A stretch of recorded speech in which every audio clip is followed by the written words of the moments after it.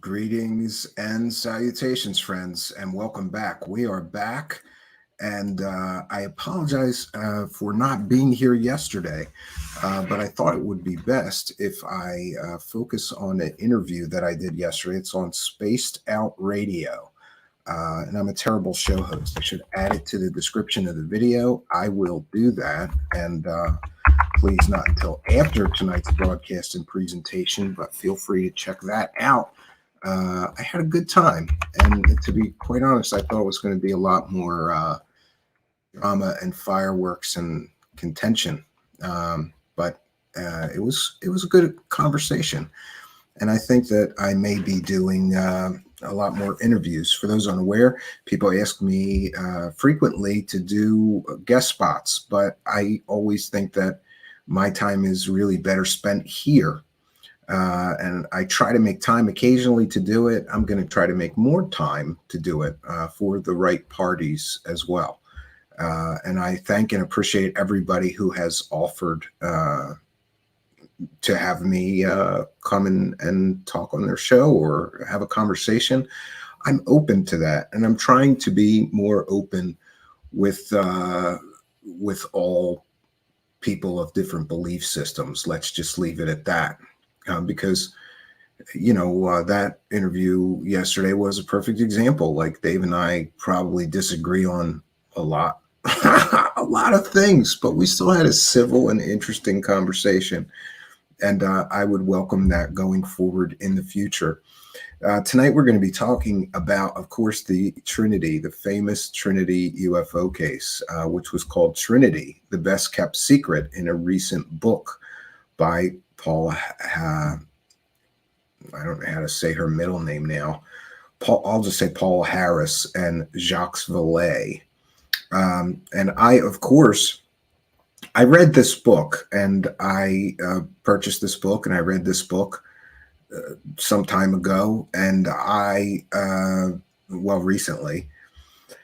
And I was really, to be quite honest with you, I was intrigued by the book. And I was also, to be quite honest with you, I was two things about the book. Many people were surprised that Jacques Valle did a book with Paula Harris. And for those unaware, Jacques Valle is sort of a more serious science guy, very well respected and admired among UFO people. I have found him to be an interesting person and researcher and a serious man. But Paula Harris, on the other hand, is absolutely off the rails of the woo train. Paula Harris believes everybody. Billy Meyer's real. Bob Lazar's real. It's all real. Everything that has to do with aliens, everybody telling a story. Paula Harris, that's a true story. She fully supports, to the best of my knowledge and recollection, she fully supports Billy Meyer's story being real, Bob Lazar's story being real, and many more. Essentially, anybody that comes out with a story about aliens, she thinks it's true and supports it. So many people were surprised, shocked even, that Jacques Valle would be doing a book with Paula Harris. And in fact, I'm told that several people cautioned Mr. Valle against doing a book with Paula Harris, with the belief that if Paula Harris is involved in a story, it's probably fake. But despite being warned by that, Mr. Valle went ahead and investigated this story and did a book with this Paula Harris, who has been well known to, let's just say, play fast and loose with the facts, in my opinion, in many previous cases. But before we begin tonight's presentation, I had some thoughts that I would like to share with all of you. And that is about the nature of all of our journey to truth.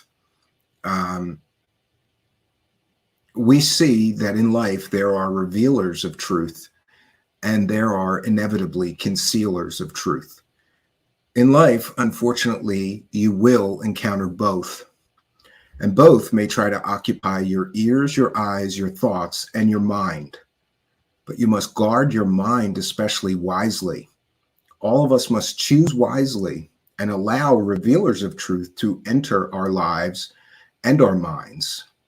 And we must at all times diligently refuse to allow the concealers of truth to deceive us, to manipulate us into believing their self-serving lies designed to conceal the truth from us. There are people you will meet on your journey who are revealing to you the truth. And then there are also people you will meet on your journey who are concealing the truth from you with various methods. All of us must ask ourselves, while on our journey, who we will choose to support, who we will choose to let enter our sphere. Will we support the revealers of truth, or will we support the concealers of truth? Clearly, those concealing the truth can fool some people, but not you. You will evaluate the available information. You will hear both sides of the story whenever possible, and you will decide for yourself who is a revealer of truth and who is a concealer of truth. You are lucky, for you are armed with your own curiosity and your own insatiable quest for the truth. And during that quest, you will meet revealers of truth, and you will also meet concealers of truth. You must ask yourself about those that you have met on your journey. Are they revealers of truth, or are they concealers of that truth? Who has revealed the truth to you? Who has been kind and offered you all available evidence and data? Who has tried at every turn imaginable to conceal that truth from you? Who has offered you evidence, all that they were able to find, and plenty of data to support their arguments and conclusion? Who has done hundreds of hours of research, careful investigation, fact-checking, and who has done their due diligence before drawing conclusions or making statements, pretending to have facts in hand when they have none at times? It's always best to believe the people who have facts in hand before putting their mouth in gear. Who has done nothing but run their mouth talking about everything but that inconvenient mountain of evidence that the truth revealers have given you, actually provided for you? Who has been direct and offered you facts and been at all times, whenever possible, as honest with you as they possibly could? Who has muddied the waters? Who has used deception, deflection, I hate this word. Who has muddied the waters, used deception, deflection, obfuscation, and more to mislead you? Who has shown you the evidence and who has refused to let you see that same evidence? Who has given you a mountain of evidence to support their claims, and who has lied to you and told you that there is no evidence? On your journey to truth, you must remember who has told you the truth with actual proof and evidence, and who has lied to you with no evidence to support their self-serving lies. In life, there are revealers of truth and there are concealers of truth. Choose wisely who you will support. Choose wisely who you will lend your eyes, your ears, and especially choose wisely who you will let occupy your thoughts and mind. Will you support a revealer of truth, or will you be deceived by a concealer of truth? Choose wisely, traveler, and I wish you the best of luck on your own journey to find the truth. And with that, we will begin this evening's presentation. But first, we want to make sure that we welcome the members of the live chat. What a great crowd we have this evening, already filling up in there. And we are going to, oh, look at that. We've already missed some super chats. So let's read those before we begin tonight's presentation. And I'm going to do my best to get through the super chats as we go through the presentation. I have an awful lot to share with you. This is going to be very interesting because I've been reading about this case, and the recent revelations about it are extremely troubling.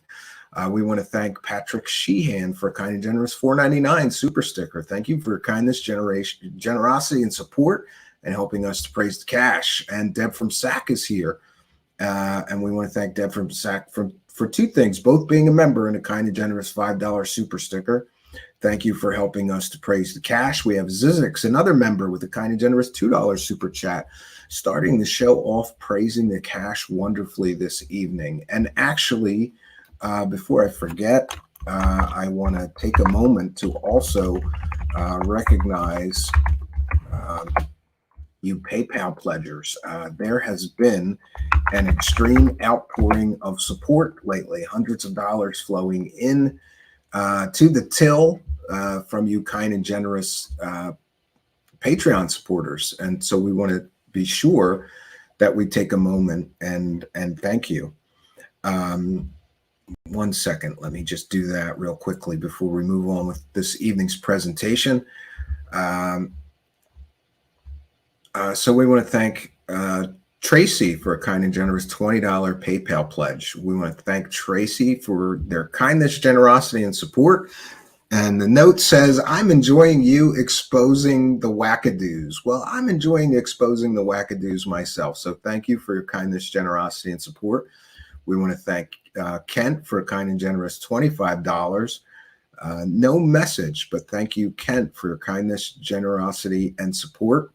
We definitely appreciate it. Kind and generous $25 PayPal pledge. And we want to, of course, thank Daniel for a kind and generous $15 PayPal pledge. Says, email finished and sent. Thanks for your time. Praise the cash. Well, Daniel is helping us to praise the cash with a kind and generous PayPal pledge. And we also want to be sure that we thank AJ for, wow, what an incredible $100 PayPal pledge.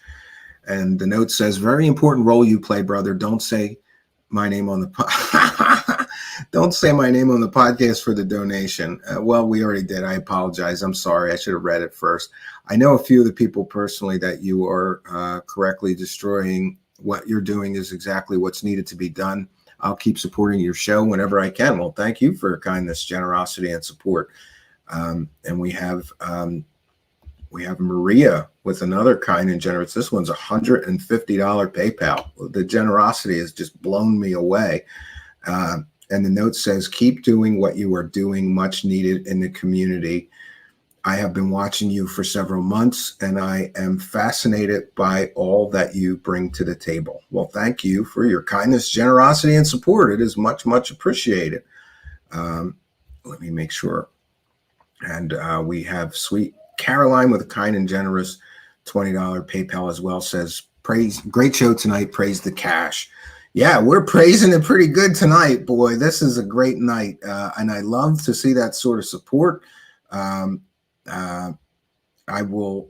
just want to say thank you to all of you, and Anthony for a kind and generous $3 PayPal pledge as well.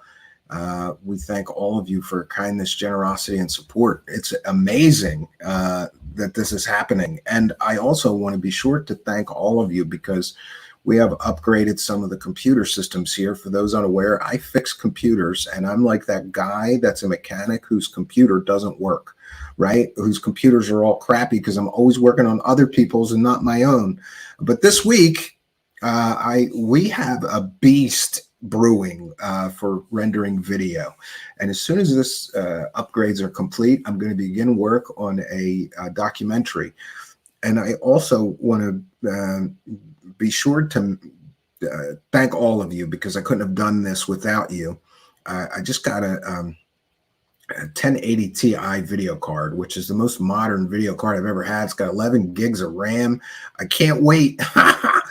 And we have a 12 core beast, well, really 24 with hyper threading, and that's just one of them. And we're going to have three of those suckers in a cluster to render video. I can't wait. And it's all due to the generosity and support of all of you. For those unaware, I don't use the show for personal funds, only for things that are used to support the show. And certainly a video editing rig would be something that we need. If I showed you what I've been doing the videos on, you would laugh, because they're old Intel iMacs. Remember when Intel switched over, when Mac switched over from Intel to their own silicon, suddenly nobody wanted those things anymore. And I snatched a bunch of them up from clients. I've been using them. They work. It's just I don't have an hour to wait for a video to render anymore. We got to get things going and produce more content. This new video editing monster will certainly help with that. So we thank you all for your kindness, generosity, and support. I'm sure a lot of people are tuning in to hear me talk about drama. I said what I had to say as far as revealers of truth and concealers of truth. I have tried to bring you all of the story, all of the evidence, whenever possible. Now, certainly, I have become quite cynical and jaded, and my approach may be to be just skeptical from the get-go. And I'm trying to be a little more open-minded. There are people out there who do nothing but lie, and they don't have evidence to show you. They say things, but they don't actually have anything to show you to support their arguments. This is how you can tell a revealer of truth from a concealer of truth. The revealer of truth will give you all the information they have and say, here is all that I have researched and found. And this is the conclusions that I have drawn based on these investigations, based on this evidence, and based on all of the fact checking that I did of the claims being made. A concealer of truth, conversely, won't give you all of the evidence. They will lie by omission. They will muddy the waters. They will make excuses. They will launch personal attacks about people's appearance, about people's family, things that are completely irrelevant to the conversation, because they want to misdirect you away from that revealer of truth so that they can conceal that truth from you. You can also spot a concealer of truth through financial means. If someone has a financial benefit to keep the truth from you and sell you a lie instead, so they financially benefit, they will. There are people out there right now who have to lie to you to eat every day. And quite honestly, I pray for those people. If you have to lie to people, especially when some con that you were running comes crashing horribly down because a revealer of truth comes along with evidence and shows it to everyone, if you have to lie, muddy the waters, personally attack people, do whatever you got to do, right? Intimidate, threaten, harass. And let's be very, very clear. There is clear harassment campaigns against revealers of truth. I'm going to say that one more time. There is clearly harassment campaigns against revealers of truth. People, the concealers of truth, will do things, like insinuate you have pedo friends or call you one of those people. You might be one of those people. They're doing that to push back and make the people revealing the truth to you say, it's just not worth it if these crazy people are going to go this far. It's just not worth it. I'll just move on to other things.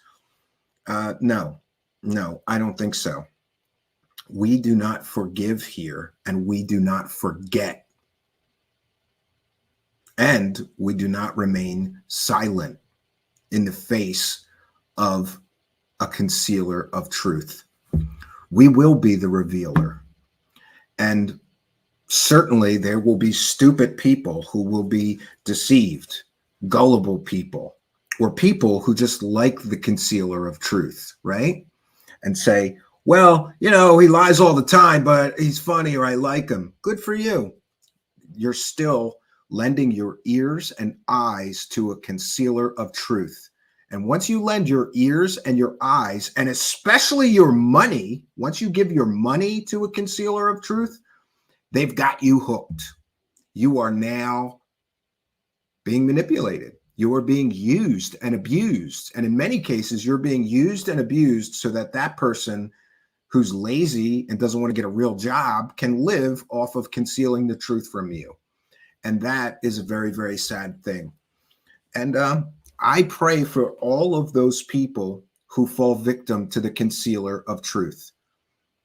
If that person won't show you the evidence or won't talk about it because they're cowards and they know that evidence will destroy their ability to conceal the truth, they will do so.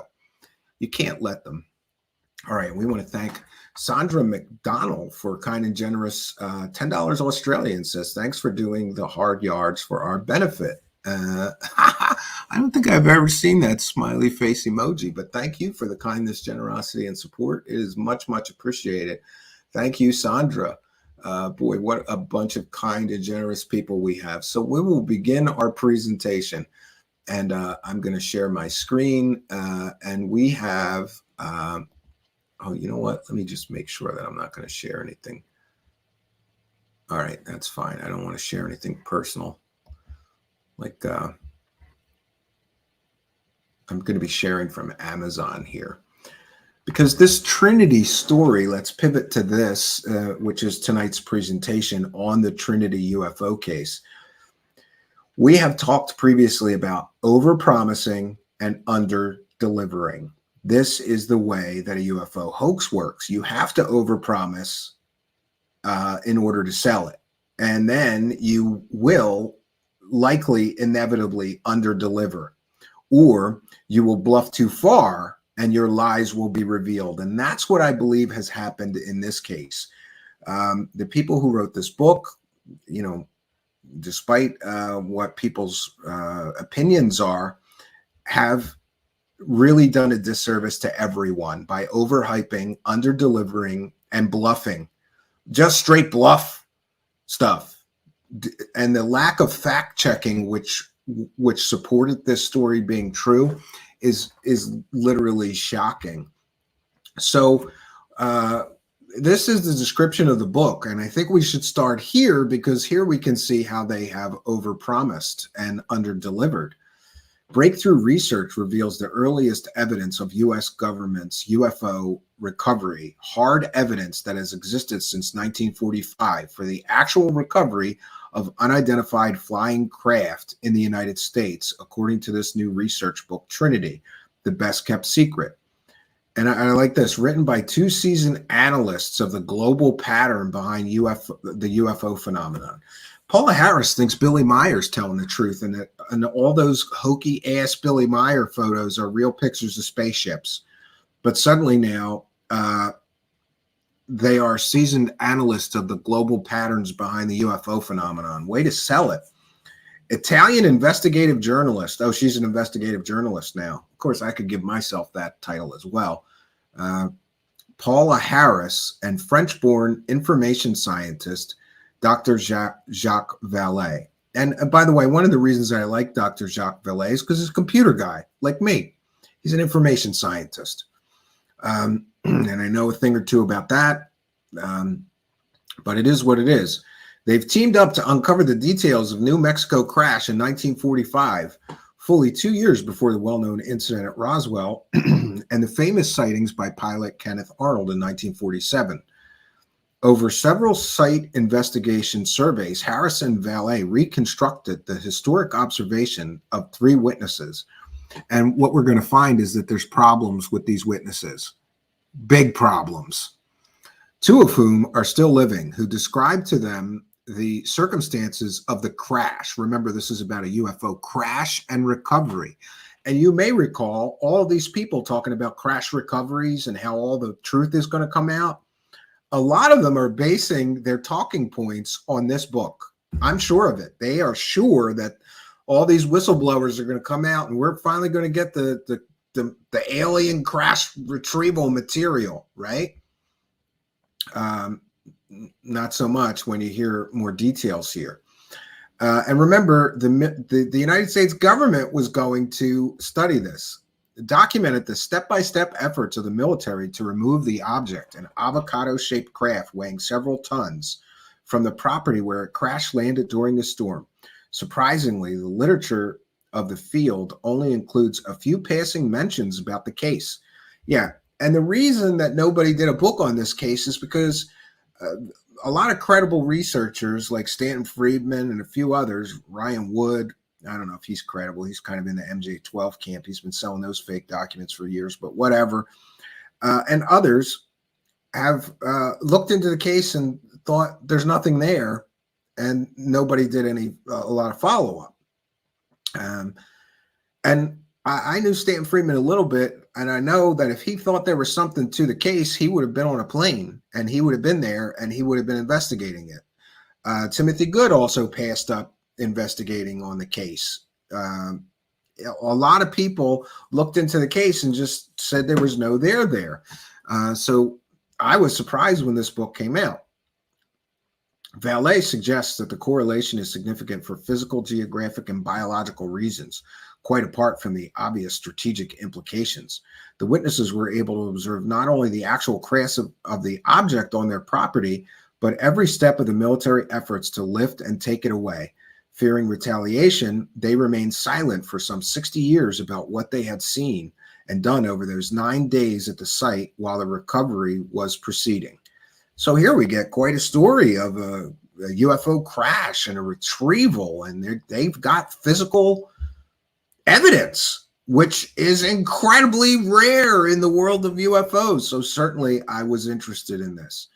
And I just want to mention that when I read this book, I said, this is a great story, but I have to fact check everything in this story. And I knew it was going to be quite a lot of a big project to do that. So quite honestly, I held back knowing that after this book, more revelations would come about the book and how valid the claims being made in it.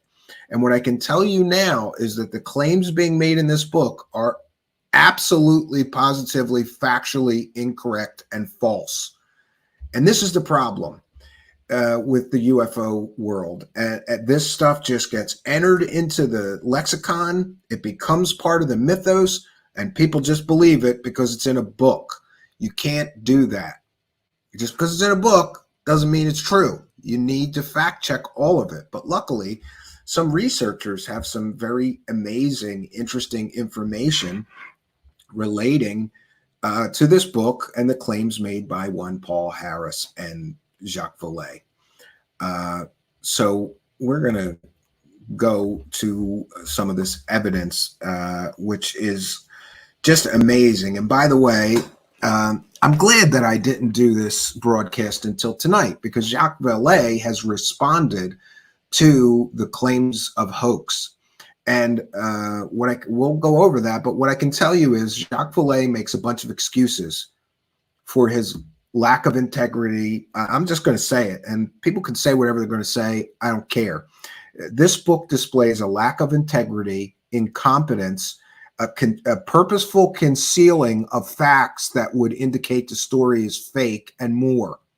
This book is the typical illusion that people put forward to make money on a UFO story. It has all the hallmarks. We've got lie by omission. We've got a huge problem with the timeline here. There's huge problems with the timeline presented in the book. And anyway, Jacques Valle I think he wrote like a 20-page reply to the hoax claims. It's called Jacques Valle Hits Back at Hoax Claims Over Trinity UFO Crash Book. And no, he didn't hit back. He excused himself. That's what he did. Well, hey, it's not really incompetence, and we're still investigating. No, you didn't do the work, but you sure took the money. And here we are again, right? This is another part of the UFO scam. It is the big letdown. So this book comes out, and I have to imagine, based on the popularity of this book, everybody that I know into UFOs bought it. I don't know if you did or people in the audience did. Let me know if you bought the book. Let me know in the live chat. The money's already been made.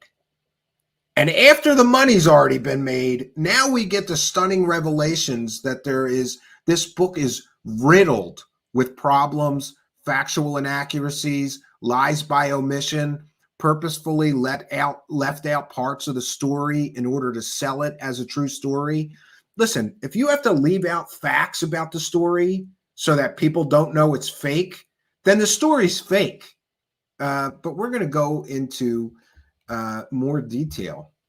And it is two sources proving, in my opinion, definitively that the Trinity UFO crash is a hoax. The first is Douglas Dean Johnson, and we're going to share from his blog. And I'm a terrible show host, so you know what? I'm going to have to do it right now before I forget. I'm going to go into the live chat, and we will share the sources. We try to do that every show. Sometimes I forget to do it. I have to do it right now, because if I don't do it right now, I apologize, but I will forget. And I'm going to just put sources, and we will share this Dean Johnson thing. So in the description of the video, we're not going to go over this entire thing because we'll be here for a long time. And here is the problem with UFO grifters. They're not just making money on fake stories. They're also wasting your money and my money because the Defense Department's annual spending bill requires it to review UFO sightings dating back to 1945, the year some believe an object from space crashed in the New Mexico desert. So the government is going to waste money on this case that just some independent researchers have proven is a hoax. So your tax dollars and my tax dollars are getting wasted because UFO grifters are pushing the government to look into stories that they likely or quite possibly already know are fake stories. Let's just take a moment to check in with the live chat before we do this. 1 second, too. Let me change that background. That's horrid. There we go. That's a little better. All right. So 1 second. Let me catch up to the live chat. Jeez, there's a lot of people here tonight, and there's a lot of chat messages. You guys are chatting away over there. I'm glad everybody's here. Let me welcome you. If you're just joining us, we're doing a presentation on the Trinity UFO case, which after the money is made, with the book sales, turns out to be not what people have said. And this is Douglas Dean Johnson, who did this guy is great. He goes to the mat. You know what I like about some research? I like researchers that go to the bottom of the rabbit hole to get the truth. And in this case, I have to say Douglas Dean Johnson did exactly that. So we have a very unusual situation there. We have the best possible witnesses, says Jacques Valle, from a different perspective, June 3rd, 2021. You are reading the Hub article, Crash Story, the Trinity UFO Crash. You will find a series of links to the crash story file, sub-stories that present documentation and conclusions about specific issues related to the credibility and claims of the witnesses to a purported UFO crash and military recovery near San Antonio, New Mexico in August 1945. The subject of a book titled Trinity, the Best Kept Secret by Jacques Valle and Paula Harris. Each of these crash story files is being published as a freestanding article with its own URL.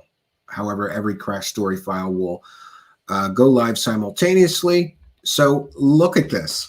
This is parts of the story all together. We have Eddie Apodaca, the real policeman who cracked the Trinity UFO case. And there's certainly a problem with that because this man we're going to get into it. All right. We've read you the synopsis of the story, so we're going to kind of go ahead. The Trinity UFO crash are based on my journalistic investigations extending over 3 months. See how I told you it would take a long time to fact check all the claims made in the book? It took this person, and again, this is Douglas Dean Johnson. It took him 3 months to go over this. The U.S. government may have recovered an anomalous device or portions thereof, or on one or more occasions over the past 70 years. Few things could delight me more than such a claim proved true, and the details laid out for the public in scientific examination before I pass from this mortal sphere. But this story is not that story. No, the Trinity UFO story is a tale dreamed up by a serial pretender, Remigo Baca, aka Ray Baca, now deceased, who faked a history as a political kingmaker and senior aide to the governor, and fabricated stories about viewing an ultra-secret government file about his fake UFO crash. Baca enlisted a man who faked history with a faked history as a police officer and wounded veteran, Joseph Lopez. These two fakers hijacked the names and personas of a real policeman, Eddie Apodaca, and a real governor, Dixie Lee Ray, as characters in their shoddy work of fiction. So we've got problems right from the get-go when the principal witness in this story is known to be a liar and a storyteller. Okay. So these are my opinions and conclusions. I believe that any objective reader will find the attached crash story files ample evidence to justify my assessments. So Jacques Vallée's role. That's such a shoddy narrative pasted together from a rough-hewn and morphing tales of Remy Baca, Jose Padilla, and Billy Brophy could have received such wide exposure over the past couple of years with respectful reception, even in the pages of the New York Times, and apparently some on Capitol Hill, is due very large part to the embrace of the story by Jacques Vallee. Jacques Vallee has made impressive contribution to multiple fields over his long life. He's now aged 83, including influential books on analysis and reflection on the nature of the UFO phenomenon. Valle is widely respected among people who take aspects of the subject of UFOs seriously. A profile on Jacques Vallee in Jerome Clark's UFO Encyclopedia, 3rd edition, stated Valle, as an elder statesman of ufology, is an almost universally revered figure. Yeah, well, not after now. Valle first heard about the case from his friend Ron Brinkley in October 2017, but apparently only became immersed in it after he first visited with Paula Harris in October 2018. From the start, Valle has depended heavily on Harris material. Regarding that visit, Valle wrote, "The best kept secret. There had been no publicity, no big story, no interest from TV reporters, and only casual attention from a few ufologists in the 1945 crash story. Paula had the only consistent historical data and was eager to upgrade the research. Regrettably, in my view, Valle invested in the Trinity case his prestige, and he also devoted some portion of his reported ample financial resources to promoting it." So Jacques Valle gets in, and by the way, Mr. Johnson sent Valle some some questions about his fact-checking efforts, right? And also Paula Harris. I set forth 3 simple questions, asking the dates on which she had constructed 2 previously published interviews with key figures in the case, and asking whether she holds U.S. citizenship. The later point having legal significance with respect to her legal claims, as I discuss in Crash Story file. How may we expect Valle, Harris, and others who have energetically promoted the Trinity UFO crash recovery story respond to the findings reported in the crash tale files? I would hope to see drastic course correction, so he hopes they do the right thing. Perhaps the apostles for the Trinity crash story will observe that Remigo Baca is now dead and cannot respond to my findings, but then neither can the long-deceased officer Eddie Apodaca or the long-deceased Governor Dixie Lee Ray now confront Baca or Padilla about the lies and the hoaxers told about them, lies that Jacques Valle and Paula Harris believed all too readily and have now spread far and wide.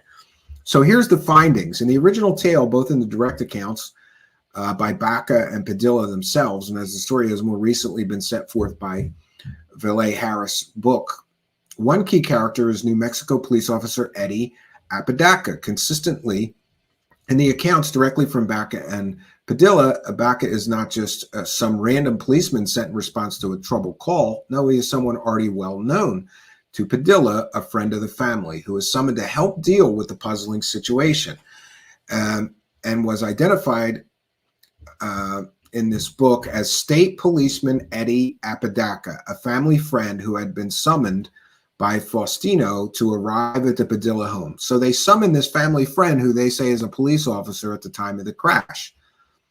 And this researcher found that Eddie Apodaca was a real New Mexico State police officer who was assigned to Socorro County, New Mexico, where Baca and Padilla grew up in the early 1950s when they were in their early teens. So there's a problem. The whole story is built on, well, this police officer was involved and he's a state police officer with an exemplary record. Great. Except he wasn't a police officer at the time of the purported crash in 1945. By the people who are making all the money selling this. They could have fact-checked this. They didn't. This is where the story begins to fall apart. And unfortunately, despite whatever excuses Valle or Paula Harris put forward, that's a huge hole in the story. Oh, the witnesses said they called their friend, the police officer, to the crash site, except he wasn't a police officer at the time. And they said he was. Big problem.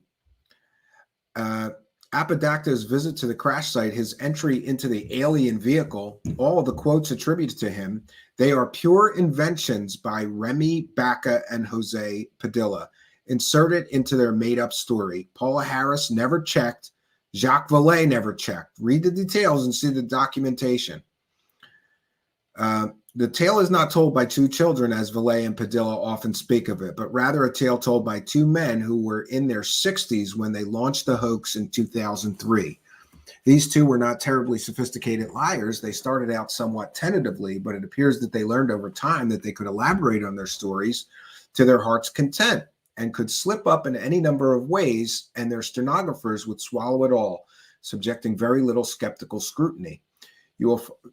So there is good evidence that the two witnesses, especially Remy Baca, had hopes to raise substantial sums of money with their tale, and that they made repeated attempts to try to do so. It is not clear, however, if any of these efforts were ever terribly successful. So great. The two people who were trying to sell the story are trying to sell the story. And he was involved in MUFON in the 1990s when he was an insurance salesman in California. In publicity promoting his UFO crash story starting in 2003, Baca told substantial lies, documentable and highly pertinent lies. And he swiped material from various sources to incorporate into his stories in order to impress Paul Harris and others. Baca grossly exaggerated his stature in the political world of Washington state during the 1970s. Specifically, Baca falsely claimed to have been a crucial electoral kingmaker for one-term Washington State Governor Dixie Lee Ray. So the guy's a liar, and he was in MUFON in the 1990s, and suddenly he's telling tall tales about crashed flying saucers in 2003. Baca fabricated a fantastically implausible tale that both Paul Harris and Valle swallowed and have vigorously promoted, in which Governor Dixie Lee Ray of Washington State, a former member of the Atomic Energy Commission, showed Baca an ultra-secret file about the 1945 UFO crash at San Antonio. Yeah, 3 guesses. Guess what? That file doesn't exist, and the governor could not just show top-secret files to a civilian. So the story falls apart more. And Valle and Paul Harris should have known this. But don't worry, no actual crimes were committed, because the secret file claim itself is completely preposterous, and it would be preposterous even if it did not rest on Baca's fictional claim to have had a close relationship. So he didn't even know the governor.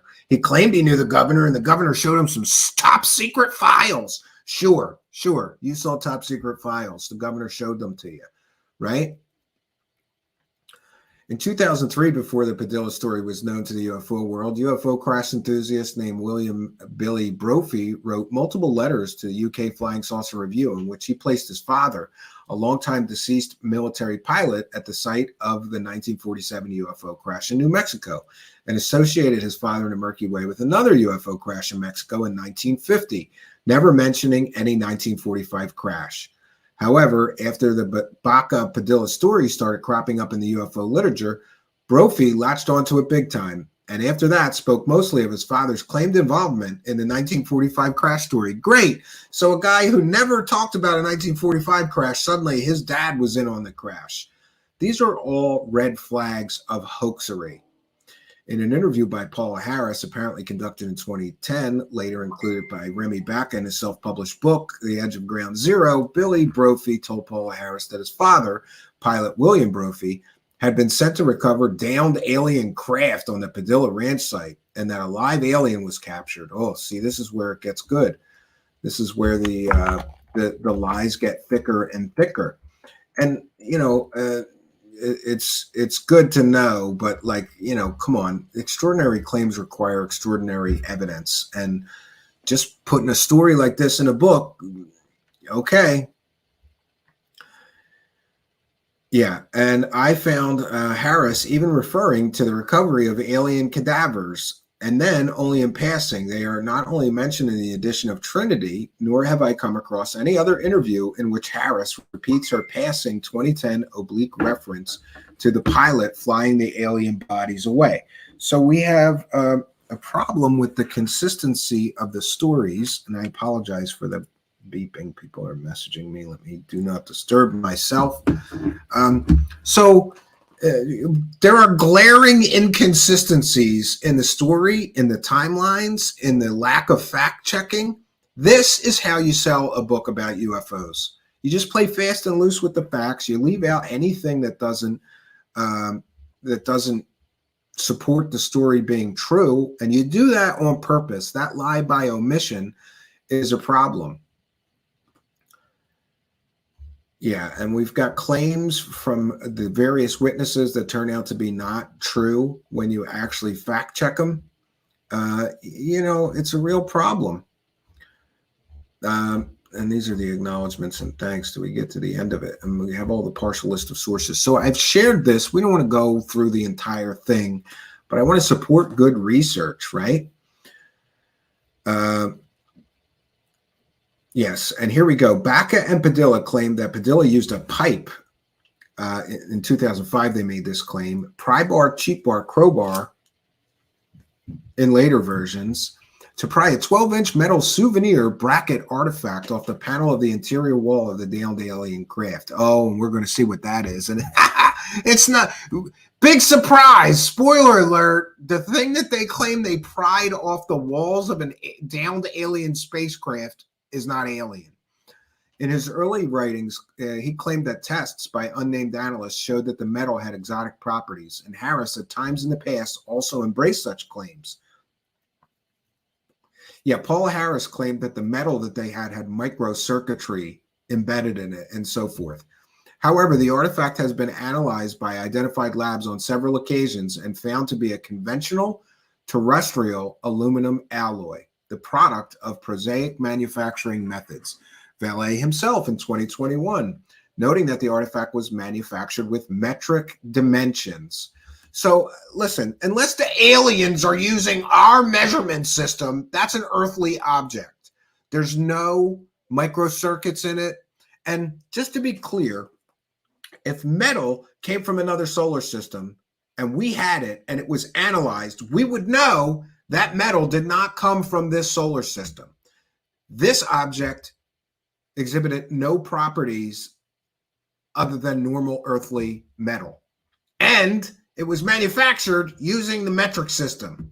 So great job, Paula Harris, telling everybody that was alien metals with microcircuits in it. No, it wasn't. Yeah.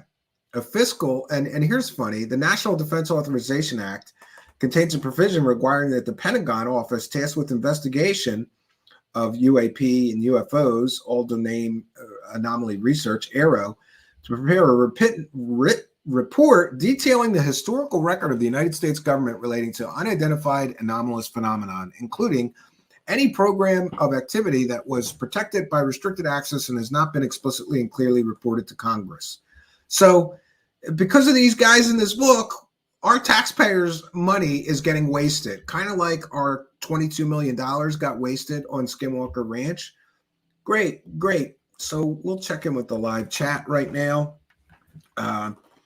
Yeah, and we have one other thing to share here. And tonight's going to be a short presentation. I have some other show work to do, and we are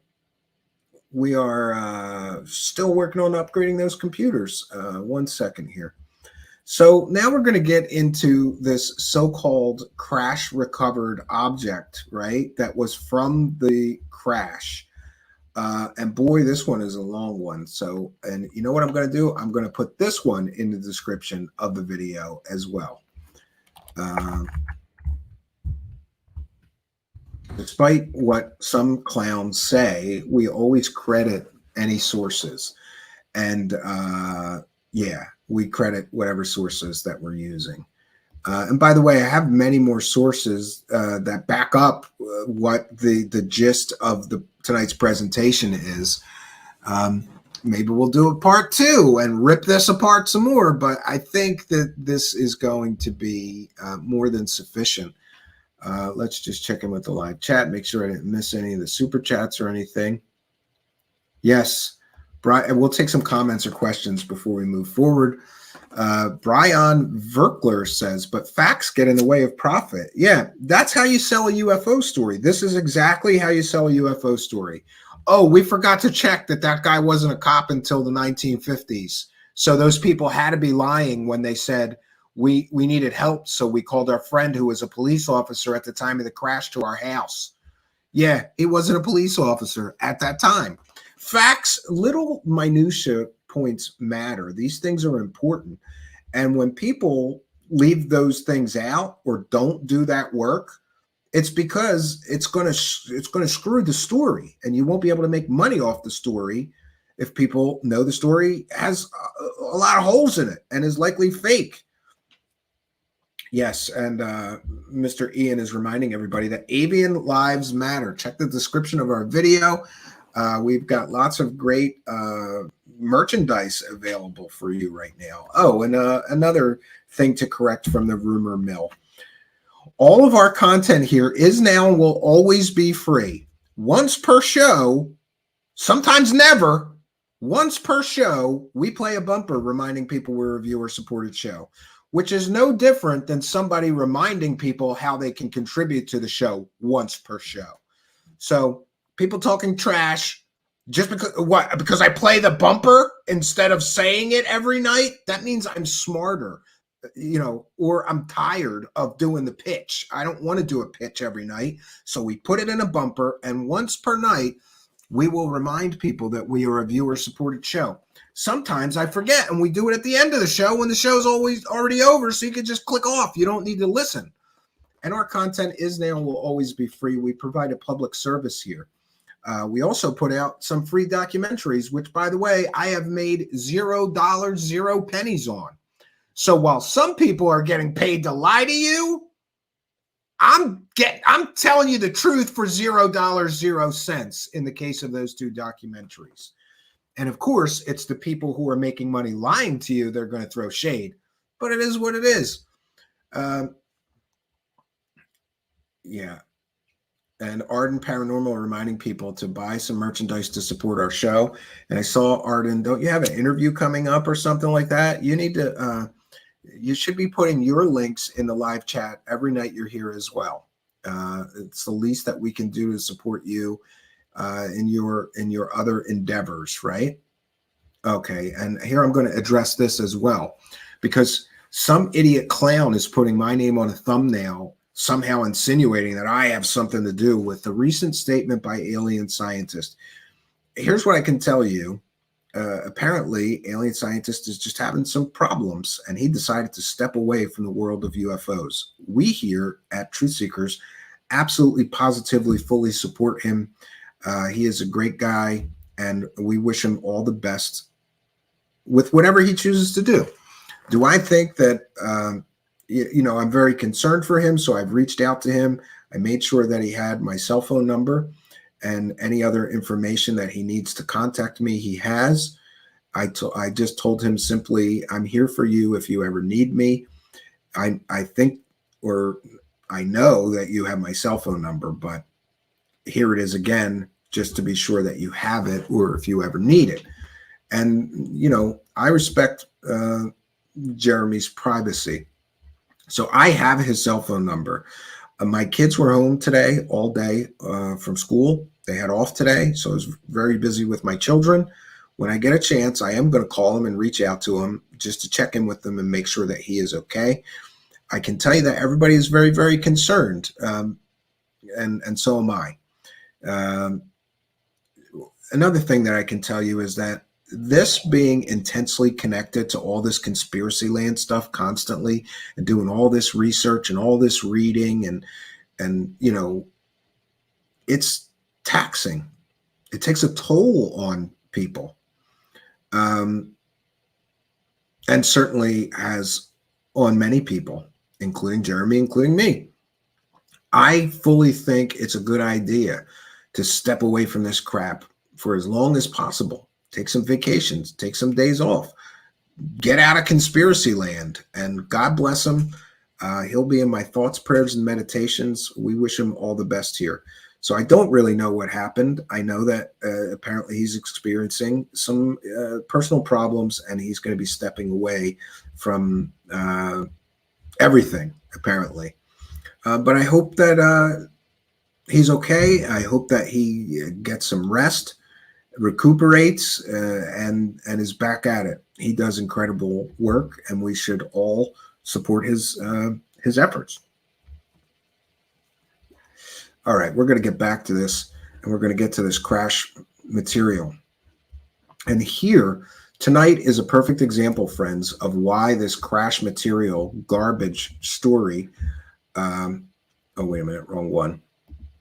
Why this crash material, crashed bodies, whistleblowers are all going to reveal it soon. You got to be very, very cautious with those claims being made, because a lot of people are selling you false narratives.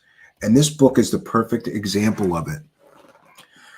I know for a fact that many of these UFO wackadoos who are pushing this to crash retrievals, it's the holy grail, and we're going to get the truth, and the government's finally going to tell us where those alien bodies are being kept in the pickle jars. A lot of those people pushing that narrative were basing their belief that that's going to happen on this book. And now we see that this book is filled with garbage. All right. So here's the crash retrieval. Here's the material that was, these are 4 PowerPoint slides from Frank Kimbler's 2015 presentation on Open Minds conference that are directly related to this investigation. So what we get is an alleged UFO artifact. Now remember, they said that they pulled this off the wall of an alien spaceship with a crowbar or a pry bar or a cheat stick. They didn't even know. How did they do that? Who knows? Alleged UFO artifact, witness and other metal from the scene. But here is the problem. A real analysis. Frank Kimbler submitted a 1-page document to summarize his conclusions. After some very careful research, I have come to the conclusion that the San Antonio UFO artifact from 1945 may in fact be a part from a windmill. It may not be from 1945, but from the late 1950s or early 60s. So that's great. These guys claim that an alien spaceship landed on their property in 1945, and they pried this alien artifact off the wall of the inside of the spaceship, except it shows signs of being a windmill part. And it was likely manufactured in the late 1950s or the early 1960s. Big problem for Zach Valle, big problem for Paula Harris. Why didn't they do this analysis and include that in the book? That this might be a piece of a windmill, for God's sake. Why leave that out? Well, if you tell people it's an alien artifact pried from inside a spaceship, you got a book deal. But if you tell people it's a piece of junk apart from a windmill that wasn't even there in 1945, it couldn't have been, likely manufactured late 50s, early 60s, there's no book deal. There's no money to be made. It all falls apart. The actual part, and it is referred to as a tailbone, the part is found in many windmills and used in the tail vane mechanism to move the windmill in the proper wind direction. And here we have an exhibit of an incredibly similar object. And I'm sorry it's so small. Let me see if I can't. Yeah, let's make this bigger. There we go. Boy, that's plenty big now. All right, here we go. So this is from this is the actual windmill part, right? That they found that strangely matches this object pretty close, right? And again, this object that they claim they pried off of an alien spaceship wall in 1945 was likely manufactured in the late 50s, early 60s, according to analysis. The parts were not exact, but keep in mind there were several windmill manufacturers and they had various models of windmills. There will be some variations in the design of the tailbone piece from model to model and manufacturer and manufacturer. So great. The alien artifact turns out to be a piece of a goddamn windmill. Great job. Great job, guys. Great job selling this story, but not a great job actually seeking the truth about the story. And by the way, I have included this blog as well. This piece, it's by James Clarkson. We want to acknowledge and support. He did quite a write-up. And look, Paul Harris got some close-up pictures of this and claimed there were microcircuits. No sign of that on analysis. There's no sign of microcircuitry on analysis, right? No sign of that whatsoever. Great. So this is the 1945 San Antonio so-called UFO artifact. Let's focus on that. And yeah, looks like it's nailed. It's a piece of a goddamn windmill, right? The analysis of the alleged ET artifact have not produced any results that objectively establish that the object was manufactured anywhere other than on Earth. The shape of the cast metal object has been identified during several investigations as most probably being a part of a windmill. Frank Kimber identified it as most closely resembling part number. They even have the part number of the windmill manufactured by the Aero Motor Company. You know, this is where it falls apart, friends. This is where it falls apart. Unfortunately, for the people selling this story, it seems to be a real problem. There's some issues that, let me see. The vegetation analysis by Sat Lin Man concluded that the samples provided were Jimson weed, and other samples analyzed by botanists known to Paula Harris as Jason identified the other samples as cockle burr. According to Paula Harris, one team member developed an allergic skin reaction after pulling up a cockle burr plant. However, there were no reported further incidents of reaction to plant life. Yeah, so they have samples of plant life from the so-called crash site. Who cares?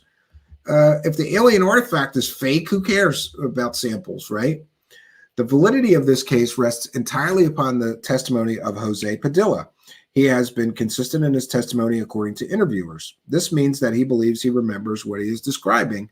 That is not the same as having a story that can be verified. Yeah, I love it. Oh, their story never changed. It just could mean they're good liars, not that they actually know what they're talking about.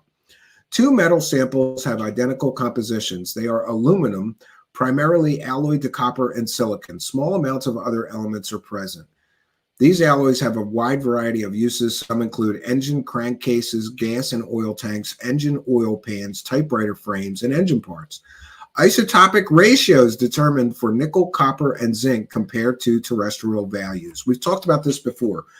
Remember what I said. If you have a piece of metal that did not come from our solar system, you can identify it as still being aluminum or zinc or nickel or copper or gold or silver, but it will exhibit strange properties. The ratios of isotopes in that element will show scientists and materials analysts that this metal is not from Earth's solar system.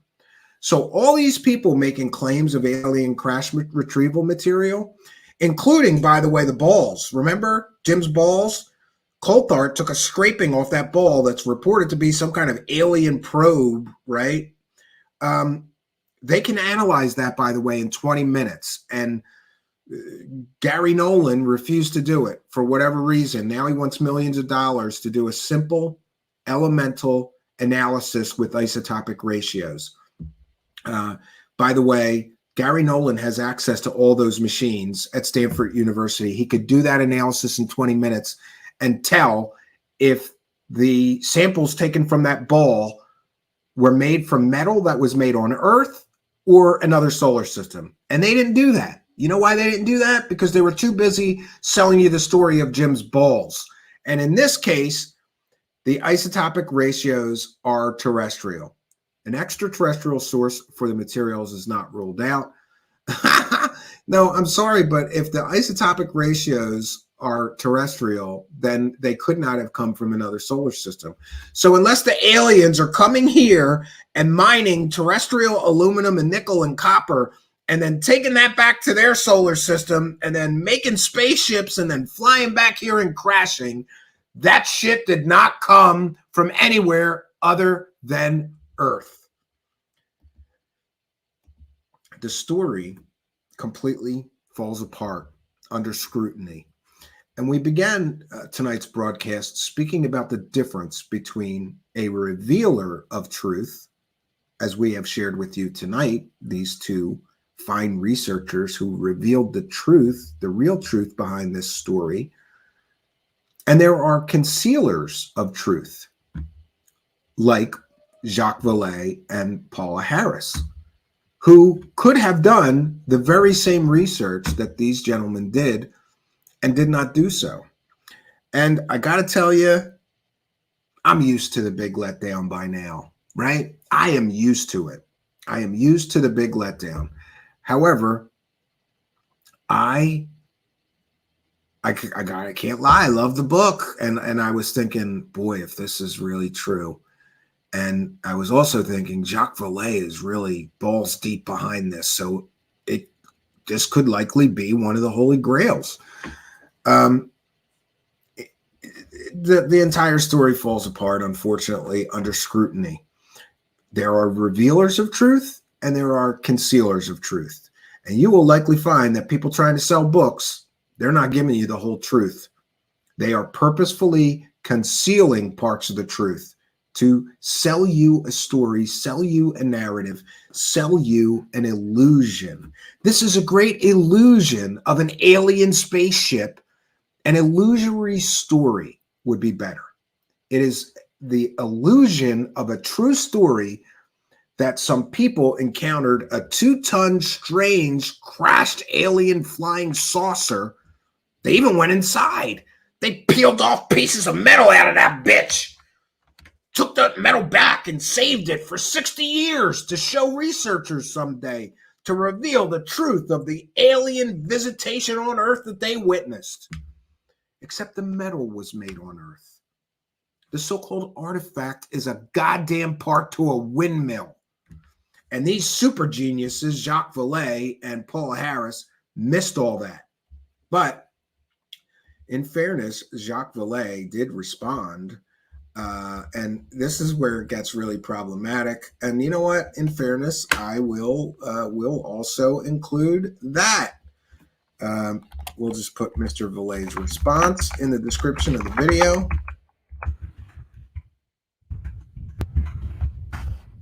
He basically made excuses for about 85 pages, it looks like. This is quite the... One second. We will share. Jacques Valle hits back. Well, he didn't really hit back, right? Yeah.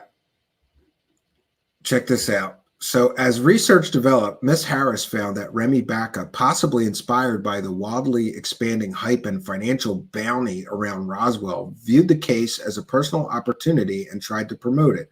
To that effect, he wrote a fairly well-developed amateur book in which he gave himself a better role and published it. He did give himself a better role. So he wrote a book and lied in the book. And Jacques Valle is acknowledging that, right? Even with our own observations about the man's ambition, which we discovered in our book, the extensive research in Stanford's archives reported a crash story actually supports our contention that Mr. Baca was a real businessman. So he may look how long this is. This is Jacques Valle's response to Mr. Dean's he's not responding to James E. Clarkson's piece. He's responding to the first piece that we shared with you, which interestingly, they both come out at the same time. So Jacques Valle is getting hammered here by two really, really good researchers in the form of Douglas Dean Johnson and also James Clarkson. Both of which did incredible jobs. But when we get to Jacques Valle's response to this, it's really interesting that he literally wrote like a 20-page rebuttal, and most of it is excuses. There's no excuse for missing that the so-called alien artifact was manufactured on Earth, used a metric system, right? There's no excuse for that. I don't understand how you somehow leave that out. Let me share my screen once again. So I have, here's his response. And 1 second here. And we have all three of the sources that we've used in tonight's broadcast in the description of the video if you want to learn and read more about this. Why do I keep losing it? Oh, here it is. It's very small. So, boy, look at this. Why the critics are wrong. When I was brought into the Trinity case by my friend and co-researcher Ron Brinkley in October 2017, Miss Paula Harris had already spent 4 years conducting interviews in the area. And, with respect to Jacques Valle, I just have to say Paula Harris also interviewed Billy Meyer and other complete and total frauds and believed them and tried to sell stories based on frauds in the past. So I'm sorry, I don't care how many years of research she did. In 4 years, she should have discovered the same thing all these other researchers discovered that you left out of the book. These are excuses, right? In particular, she had brought to the crash site a team of researchers from MUFON. Later, James Fox visited the place. And I don't really care if other people visited the place. Why aren't these important initial facts acknowledged in Crash Story? What, that people looked into the story? You still got all the facts wrong. It doesn't matter how many people saw the crash site. If a flying saucer really crashed there and they had artifacts and the artifacts matched terrestrial metals and was clearly apart from a windmill, then the story is fake. If the lead witnesses lied to you multiple times during the story, the entire story is fake. Jacques Valle says the accusation of naivety and negligence against us made in Crash Story is inaccurate. As the preliminary author, I only used recorded data originating from Remy Baca when it could be compared and verified against other statements of fact. then why did you leave out that he wasn't friends with the governor that he claimed to be? Why did you leave out that the cop he called to the crash site wasn't a cop at the time and he said he was? These seem to be important things. Why support this fictitious tale that our book relies primarily on Baca's version of the story? That is simply inaccurate. I read the book, Mr. Valle, and yes, this book relies primarily on that witness's testimony. And if he's a known liar, that's a problem for you. I read the book. It's filled with stuff that you got straight from Mr. Baca. Granted that Mr. Baca may have seen an opportunity for fame in the events at Trinity, not illegal and commonly accepted in the glow of Roswell. The attack against him makes much of the fact that he must have been the leader of a plot to hype it.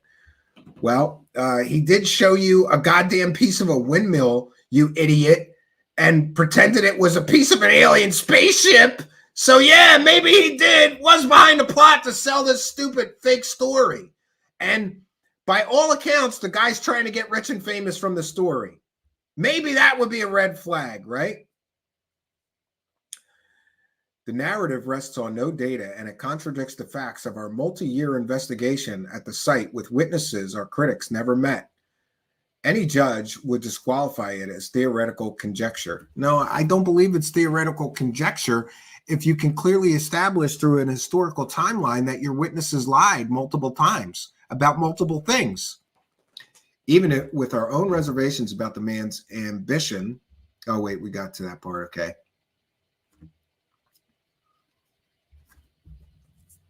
Why base an evaluation on a man's role and personally on only half of the data? Why deny the reality of his laudable research effort when it is evidence? Remy Baca was dead by the time I became involved with the case, but Miss Harris was well aware of his boasting. I read the book. There's no mention that he was a boaster or a bullshitter. There was no mention in the book that he boasts a lot or that he may have lied about being a kingmaker and being real important in the political scene in his home state. There's no mention of any. The book does not address these issues at all. Accusing us of being naive about Remy's Baca claims is a false argument. While we relied on his preliminary observations as a child, he wasn't a child at the time of the crash. He was a grown man. But whatever, which could be checked. Oh, no, I think he was a teenager, so maybe child is an accurate description.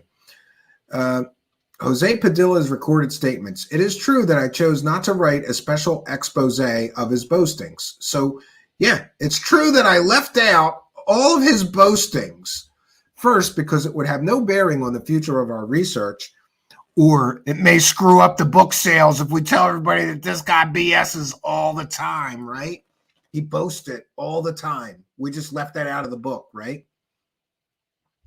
Motivation for doing the work. I detest incendiary verbiage that passes for research in retail ufology, even if it earns thousands of clicks on the internet. Similarly, trying to heap ridicule on our work for studying the bracket as if it was an extraterrestrial instrument is a non-starter. Nowhere can you find such a statement in Trinity. But you know what you don't find in Trinity? The fact that it was terrestrial metals and likely a piece of a goddamn windmill, right? You should be ridiculed for studying a bracket from a windmill and not mentioning in the book that it matches almost exactly a partner. Somebody found the goddamn manufacturer, likely, of that piece that you claimed in the book was a piece of an alien spaceship. Another false accusation suggests that I am claiming ownership of that object entrusted to me by Mr. Padilla. This is not now, nor it has ever been the case. I had custody of it during the period of analysis and has now been donated to a major research institution according to the wishes of Mr. Padilla. Do they know it's a piece of a windmill? My supported error in embracing the boastful claims of Mr. Baca, my implicit naivety in thinking that the bracket was an interplanetary device, and my blindness in accepting the preliminary conclusions of early researchers in the case including the MUFON team, are provably inaccurate. I'm sorry, Mr. Valle, you did not write in your book any of this stuff, that it was a bracket from a windmill, right? He lied by omission through this whole book. And this is 20 pages of excuses. It's like a child getting caught with their hand in the cookie jar. He was after them UFO dollars, and he got caught bad trying to sell a goddamn bracket from a windmill as a piece of an alien spaceship. This is what's wrong with the whole world of UFOs. This is what is wrong. People selling a goddamn bracket from a windmill as a piece of an alien spaceship. And I have the book. I can go get it. Nowhere in there do they mention. They hype it up. They tell the story of it being pried off the wall, off the inside of the alien spaceship, right? Is it an inconvenient truth that it's likely a piece of a windmill, or that it wasn't even manufactured until the late 1950s, early 60s, and it couldn't have come from a 1945 crash of anything? These are important details, right? But boy, guy's got Jacques Vallée has a perfect intellectual sort of attitude. Intellectuals and academics, like Gary Nolan, smarty pants, right? They always talk down to people like they're better than everybody, right? Not so much. This means that Jacques Vallée is no better than Stephen Greer. This means that Jacques Vallée is no better than Paula Harris, or I don't know, any of Linda Moulton Hale, anybody who's selling fake stories. Jacques Vallée is now known to be no better, no more trustworthy, no more worthy of believing than Linda Moulton Hale, David Wilcock, Corey Good, or any of the other grifter squad. To purposefully leave all of this out, right? And now you're going to write a 20-page, And here, I love this. Obviously, we will continue to work on these topics since we have custody of similar materials from other cases for comparison. That's where you muddy the waters. All right, that one was a windmill bracket and wasn't from an alien spaceship like we wrote in our book, but we got other pieces of alien spaceships. Sure you do. And now, this piss-poor, money-grab book calls everything Jacques Vallée ever did into question. And I hate that, because I have a bunch of this man's books, and I thought he was credible. So once again, the layers of deception get peeled back. And you know what usually peels back some of those layers of deception? The revelation of BS. The revelation of people purposefully omitting facts to sell UFO stories, right? Our main interest, which the book reflects throughout, goes beyond the fascinating episode of the crash. Well, it looks like there was no crash. The later reports we have uncovered point to 4 different types of high-performance materials that excite our interests. Later reports, not included in the... So now he's got new evidence that the story's not fake. When the evidence that the story's fake comes crashing down on him. This is a moment of UFO history right here. This is the moment where we get to learn that Jacques Vallée is no more trustworthy, or you should no more believe Jacques Vallée about claims being made or things he says in books he's selling than you should trust any of these other grifter squad like Linda Moulton Hale or Stephen Greer or anybody else that's on the take for the UFO dollars. If this man was not just on the take for the UFO dollars, all of the information that the researchers provided, which we shared with you this evening, would have been included in their book. It wasn't. That's not a coincidence. It's not a coincidence that they just happened to leave out all the information that shows that this story is likely fake and a hoax. And to me, if you're going to claim in a book that somebody crawled inside a goddamn alien spaceship and pried a piece of the spaceship off and saved it for 60 years, and then it turns out to be a piece of a windmill, and then it turns out the tests confirm it's terrestrial metal, maybe, just maybe, you should never have sold that book to begin with. Or you write a story and you include all aspects of the story and let people make up their own mind. I would have been fine with that. But I got sold a lie by Jacques Valle, of all people.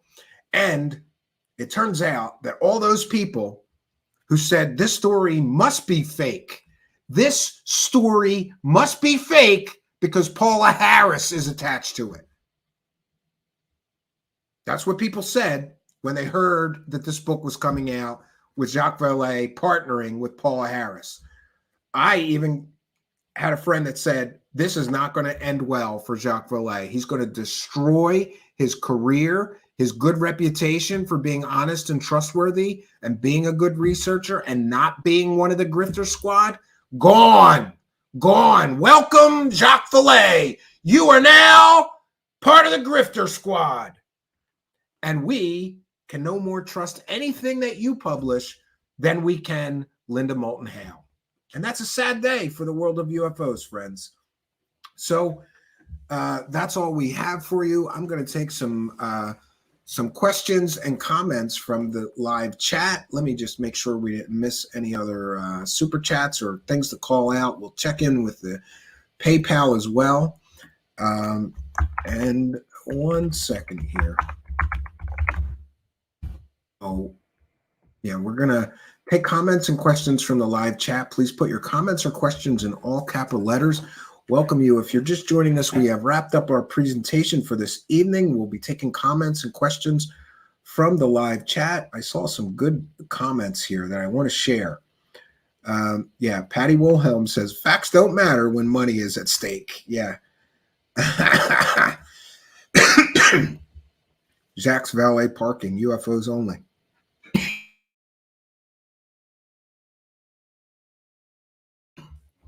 That's a bad joke, Victor Wag, but we'll allow it. We will allow that, yes. All right. 1 second. People are talking about demons and interdimensional stuff. And then we have John P. Adventure sharing, I don't know what. Face green smiling. I think they're CIA operatives. We want to make sure we welcome all of you three-letter agency people watching. Comments or questions for me, please put them in all. Unknown Sender is mentioning Wright-Patterson Air Force Base Material Science Division. Yeah, that's purportedly where they take a lot of the so-called alien crash retrievals, right?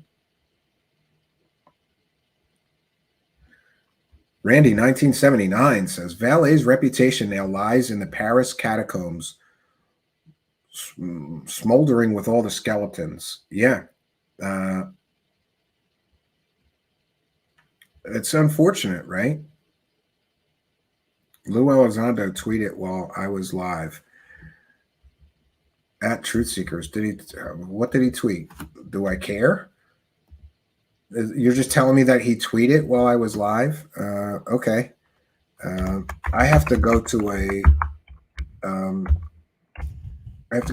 incognito window because Lou Elizondo is a puss and blocked me for asking questions, big military guy, right? You're telling me that he tweeted, heck yeah, I'll provide the buffalo burgers. You provide the beer or wine for those who are more sophisticated. Reflecting on this beautiful afternoon with 4 pups, although we cannot be all together, let me thank each and every one of you profoundly for what you do. Happy belated Mother's Day. Okay. Well, I don't need to know if he, I thought you were saying that he tweeted at me. But we thank you for that, but I don't really care what he has to say generally, right? Yeah. All right. Questions or comments for me, please put them in all capital letters. I got a 1080 Ti video card with 11 gigs of RAM to jam in my new beast, thanks to all of you kind and generous benefactors. And actually, just to make the haters cry some more, we have not reminded you that we are a viewer-supported show, so we will do that. And by the way, just to repeat, all of our content is always free. We're available on every podcast platform: Rumble, Twitch, BitChute, Odyssey, and a few other places. Facebook Live, Twitter, we put all of our shows. Please do follow me at Stephen Cambion on Twitter.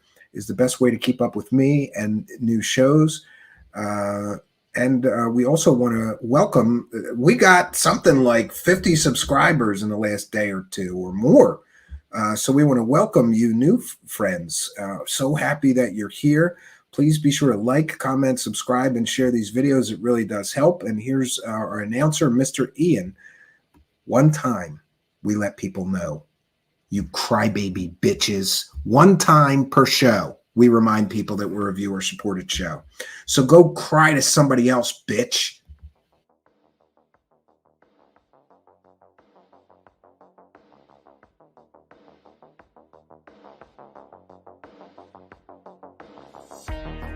Truthseekers is a viewer-supported show. Wonderful people like you who enjoy this show send pledges in the form of super chats, super stickers, super thanks, PayPal, or Cash App. Instructions for how to help are in the description. You can also join our Patreon, and for as little as $1 a month you can get extra content. Patreon supporters get a backstage pass, early access to all our production videos before they are distributed publicly, Stephen Cambion's music, private writings, a monthly show journal, and more. You can also become a YouTube channel member for $5 a month. A YouTube membership includes all of the Patreon benefits, plus a special members badge, priority reply to video comments, and the live chat, plus a monthly members only video. We thank you all, kind and generous benefactors, for supporting Truthseekers. Thank you for your generosity and support.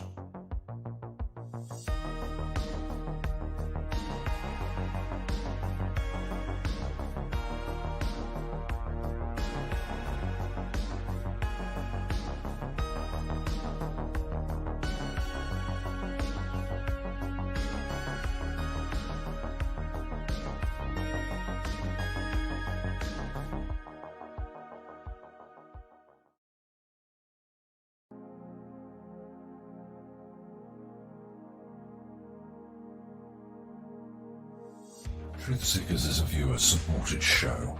Now there's a great way to support these broadcasts and show your support.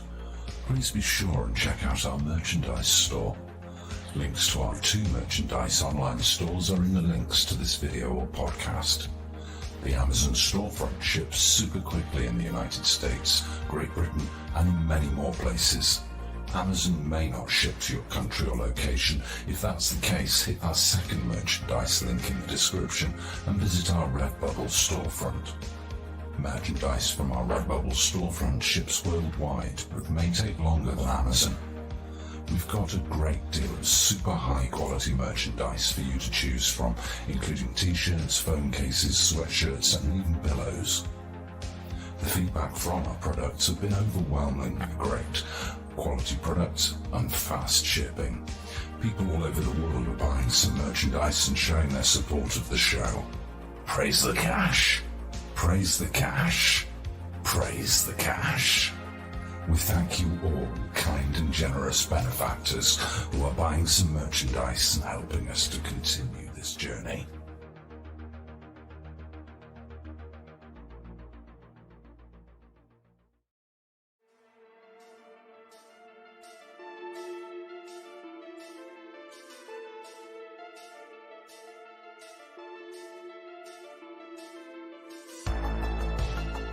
Thanks for being here. This is Truthseekers with your host, Stephen Cambion. Please rate, like and comment on our videos or podcasts. If you are listening to an audio podcast, please rate us 5 stars to help us rise in the search rankings. If you are watching on YouTube, please like, comment and subscribe to our channel. If you're listening to an audio podcast, we love and appreciate you listeners, but you are missing the live tapings. All our shows are recorded live with video feed. We'd love you to come be a part of our live broadcasts and tapings for the podcast. Head on over to YouTube, click the search tool, the little magnifying glass, put Truthseekers, one word in the search bar, and hit enter. You'll see a strange and mysterious guy with sunglasses. That means you found the channel. Go there, smash the subscribe button, and hit the notification bell to receive up-to-date info on our YouTube channel. We welcome you to be a part of our live taping and our chat room during the live broadcasts. Seek the truth. Speak the truth. This is Truthseekers. Truthseekers.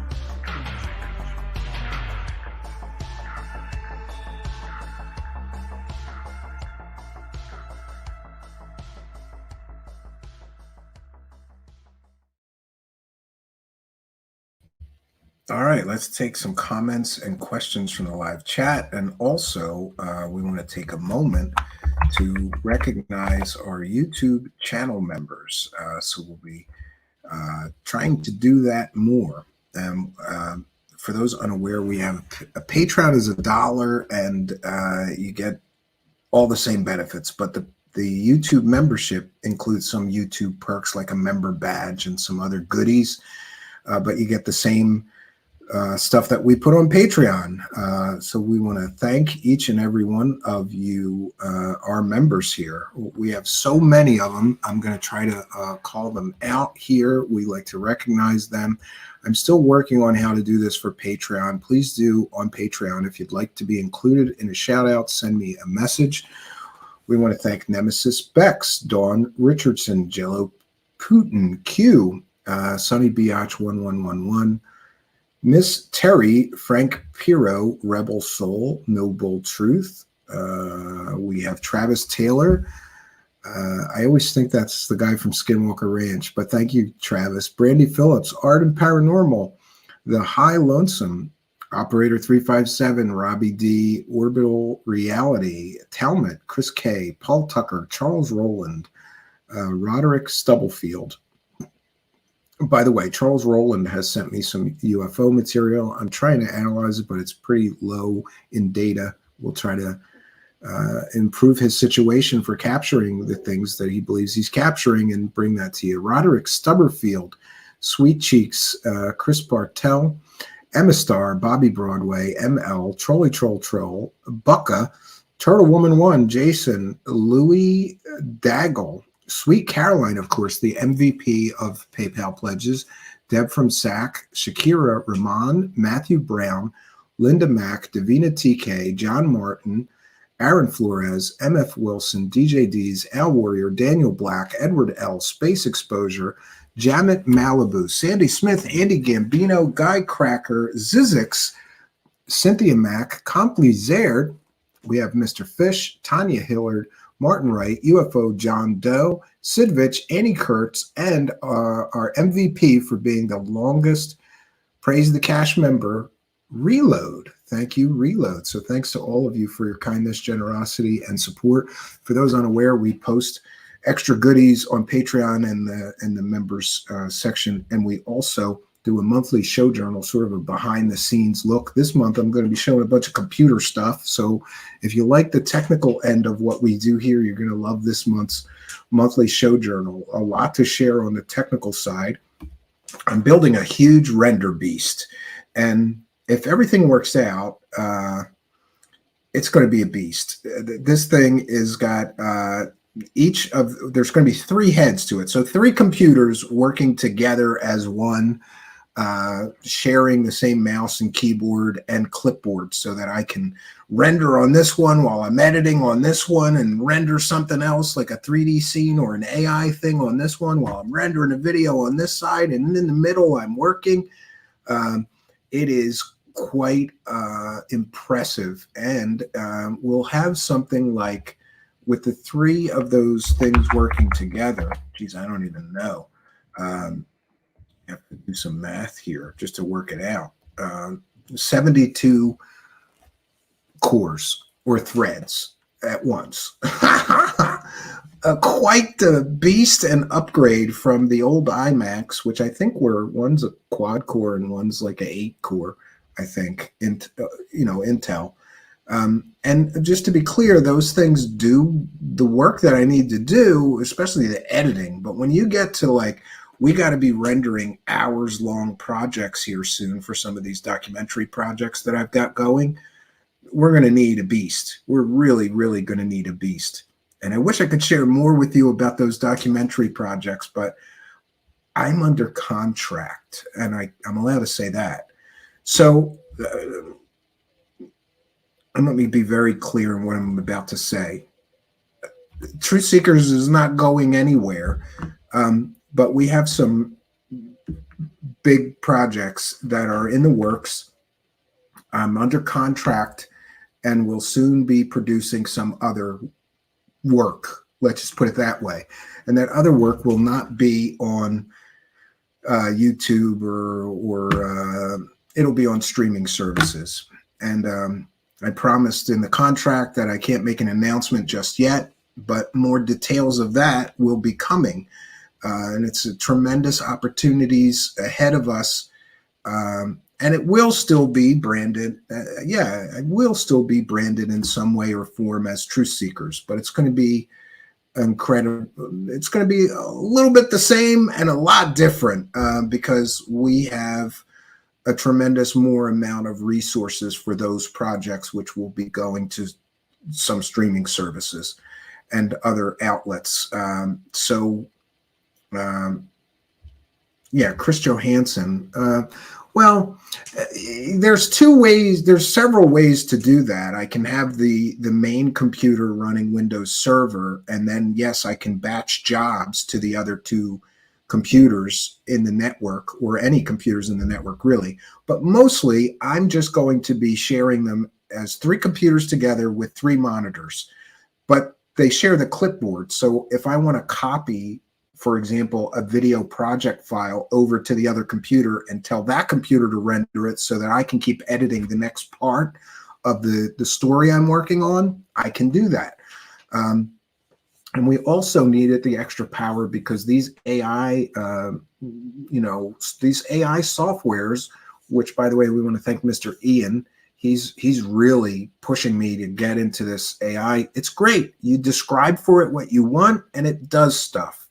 Now, it may not always be exactly what you want, but you tweak it and then you tweak the prompts, try again if it doesn't do it quite right. The computers that I had really couldn't do the AI work as well. You need a beast. So we're going to have some kind of crazy render beast here. Luckily, I have a friend who has a business and I help him to take care of his computers and whatever. And so, he upgrades quite frequently and he has some very expensive, older, but still incredibly useful Xeon workstations. And we are using those as a base. These older Xeon workstations are still beasts. One of them was very flaky and I just repaired it this week. I mentioned that I am terrible at fixing my own computers or upgrading my own computers. Quite honestly, I just take trash from people, like, are you upgrading this? You don't want it anymore? Oh, you're upgrading your Mac to new, Apple Silicon? Great. What do you want to do with this Intel one? Okay, I'll throw it out for you. I throw it right in my car. And I guess I've always been that way. Like, why buy a computer? I have a background in computer science. I know how to get the most out of whatever it is that I have. But quite honestly, I got quite lazy about doing the computer work for myself because I just don't want to do it anymore. I don't really want to, but I have to say that I have enjoyed this week tremendously. We got the one workstation going, 11 gig video card is going in that one as soon as we're finished with the broadcast tonight. The other workstation was very, very flaky, it was blue screening, but I managed to repair it by just replacing all the RAM. And then I had to order more RAM. So, we're going to have a three-headed beast. And when I get it done, I'll do a video just on the I'm looking, if anybody knows the name of some sort of figure from mythology, like a three-headed dragon or something, send me that because the beast is going to need a name. Yeah, and I'm thankful to all of you because, quite honestly, if I was left to my own finances, I might cheap out and say, I don't need that. I'll just keep struggling with hour-long renders, or, I'll just ask my friend to render this AI thing for me. My other friends, most of my friends have like gaming PCs. These Xeon workstations are just as good. They're just older. It's kind of like, the commercial version of a really expensive workstation from years ago is still as good or better than the consumer version of a very fast computer today, if you know how to upgrade them and maximize their throughput. And we're going to get these things humming. I will say, interestingly, I fixed the second one, so we're up to 2 now, and I've got another one that's a little flaky, but that's okay. This week I have tremendously enjoyed, for the first time in a long time, I have tremendously enjoyed the hardware side of upgrading them. And, the one's got 48 gigs of RAM. It's great. And I think my other computers only have 8 or 16, most of them. So I'm thankful for the extra RAM and the extra power. I want to, yes, Chris Johansson says the GPU usually does the work. Well, I decided on just a GTX 1080 Ti. I think that's plenty for what I need to do. I did a lot of research, and I didn't want to spend like $1,000 on a video card. So I spent a few hundred. I found a great source for 1080 Ti's. So we're going to use those. Yeah, AMD Ryzen i9 Robust. I love Xeon processors. I always have loved those things, the workstations that are made with them. And by the way, at the time, years ago, when these workstations first came out, I drooled over them. I wanted one of these so bad. Now I've got 3 of them, and we're going to gang them bitches together. It is going to be a beast. And I've already done some preliminary tests. Oh, and after all of this, too, I finally found out that part of my problem was software, not hardware. One of my video editors has been around since like Windows 95. I mean, they keep upgrading it every few years, but the render engine on it must be abysmally horrible, because if I take the same project and put it in Filmora and DaVinci Resolve, it will render that project in 10 minutes. If I put it in my video editor, it will render it in 45 on the same exact hardware. So it turns out a lot of my problems and frustration was the software that I was using. So I'm taking the steps to learn Filmora and DaVinci Resolve. That's where I'm going to go. Chimera or Maria. How do you say that? Mara? We're going to look that up. Khimaira.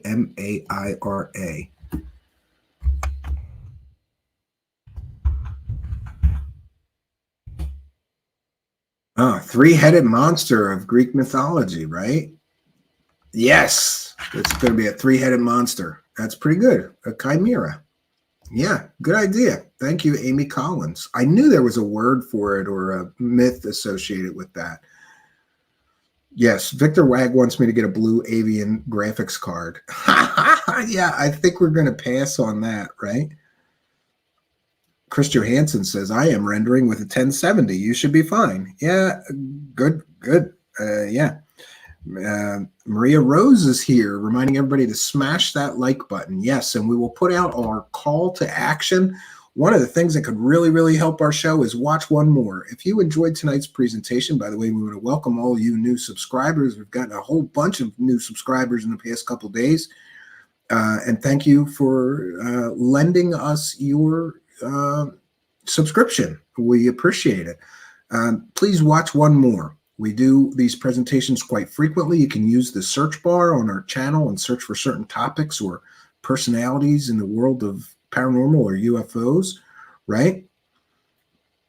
I think that you would enjoy one more, and it would tremendously help us, because apparently if you watch one more, YouTube turns that knob up and we start getting more recommendations and appearing in more people's feeds, and they push us out a little more, and that really, really does help.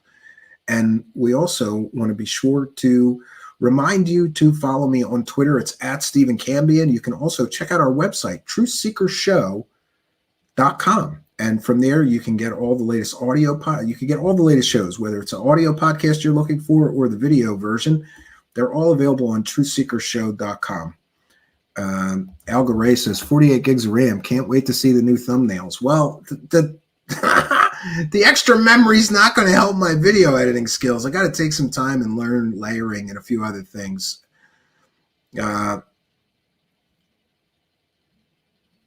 Call to action. Watch one more. Yeah, it really, really does help, or so I'm told. Cerberus in Greek mythology, the three-headed dog that guards the underworld. I like that one better. Cerberus. We'll look that up as well so that I don't forget these wonderful ideas for what we're naming the beast. Yeah, and there was Cerberus, the Aardvark. I used to read those comics. Great comic. Often referred to as the Hound of Hades, is a multi-headed dog that guards the gates of the underworld to prevent the dead.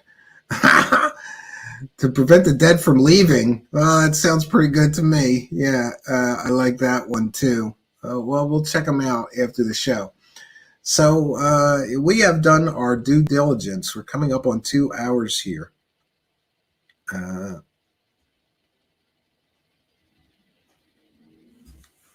Yeah. Operation Shutdown is here and says YouTube turns the knob up when you watch one more, sort of like David Wilcock turning up the Griff knob. Yeah, it's exactly like that. That's exactly how it works.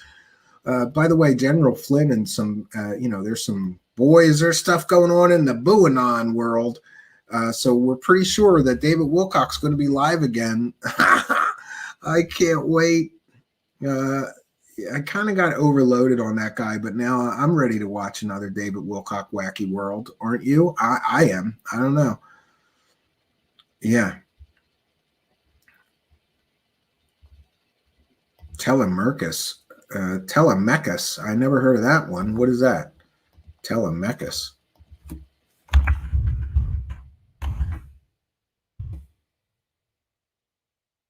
Son of a Greek hero, Odysseus, and his wife Penelope.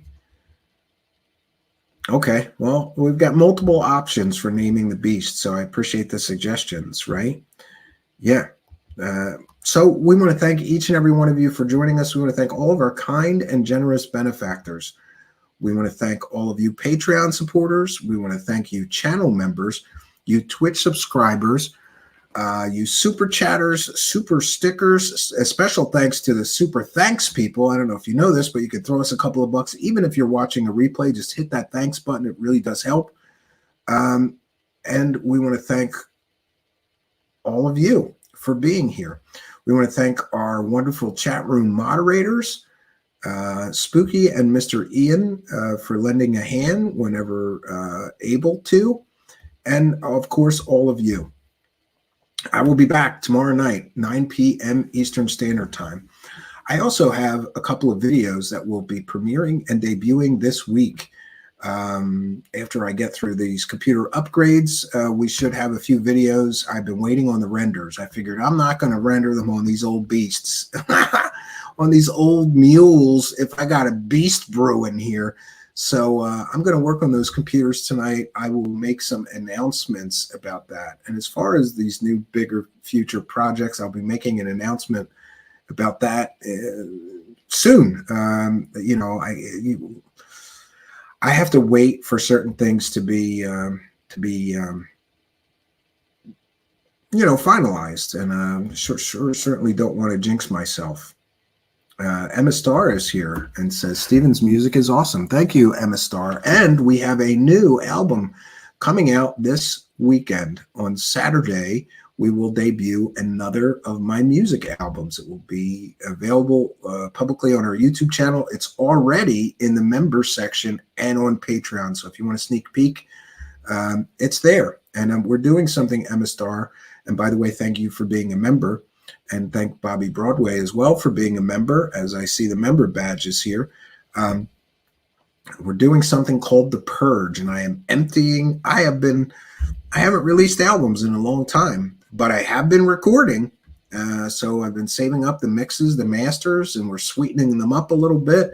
And we're doing something called the Purge Project. And I'm releasing a whole bunch of albums in the coming weeks and months. And thank you for saying that, Emma Star. I'm glad that anybody appreciates them. They're not doing me any good sitting in a safe, right? I have a fireproof box that all the hard drives go in when I'm finished with an album. I have 6 copies or something. I'm a little crazy about backing it up. It's so hard to record songs well and get good songs recorded that once I do have one recorded, I back it up like back it up again. You don't want to lose any of that. They've all been sitting in this fireproof metal box. They're not doing me any good there. So I'm purging. We're gonna let the world in on all of that, right? Amy Collins says, "How much are you selling your old system for?" I'm not. I never get rid of computers. Ask Spooky was here. Ask Spooky, and there is like old computers piled everywhere around my house. Well, not really anymore. Like my wife made me get rid of a lot of them I have a bunch of old crap in the basement. I still have a Commodore 64. I have an Amiga 1000. I like if it still works, I'm not going to get rid of it. I always feel like I might need it someday. What am I ever going to need a Commodore 64 for from when I was a kid? But I got one. They actually have a cool synthesizer chip that I used a few times. So no, Amy, I'm not going to be selling any of my computers, but thanks for asking. So yeah, that's the news, folks, and I am out of here. We want to thank all of you for joining us. I'll be back tomorrow night, 9 p.m. Eastern Standard Time, and I hope that you will all be here with me. It has been quite a journey, and things are really, there's a lot of new things on the horizon for us, and I want to thank all of you for helping us to get to right here, because going forward, things are going to be very exciting, and I can't wait to bring you some of the new things that we've got going on. And yeah, so we have done our due diligence, and that's it for me, friends. That's all I got for you. So until next time, which will be tomorrow night, 9 p.m. Eastern Standard Time, I hope you'll be here with me. Until next time, friends, my name is Stephen Cambion. Good night, and God bless all of you.